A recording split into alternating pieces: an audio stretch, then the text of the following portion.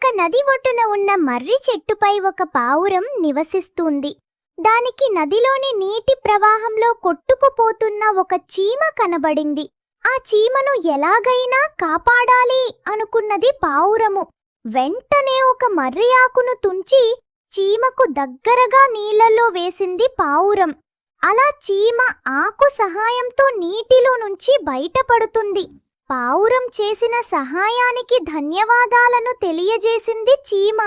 తరువాత రోజు చీమ అడవిలో వెళుతుండగా ఒక వేటగాడు చెట్టుపై ఉన్న పావురానికి బాణంతో గురిపెట్టడం చీమ చూస్తుంది.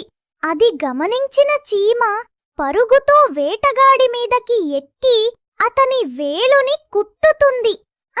నొప్పితో వేటగాడి బాణం గురి తప్పి పావురం పక్క నుండి దూసుకుపోయింది. పావురం అక్కడి నుండి మరొక చోటుకు ఎగిరిపోయింది.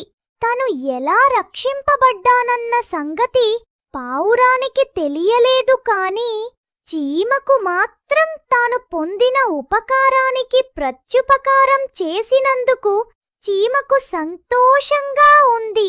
కథ నీతి: ఒకరికి సహాయం చేస్తే తిరిగి మనకు సహాయం అందుతుంది. హలో పిల్లలు, నేను చెప్పే కథలు మీకు నచ్చితే ఒక లైక్ అండ్ సబ్స్క్రైబ్ చేయండి. మీరు నా ఛానల్ సబ్స్క్రైబ్ చేస్తే మరిన్ని కథలు చేయడానికి మోటివేషన్ అవుతుంది పిల్లలు.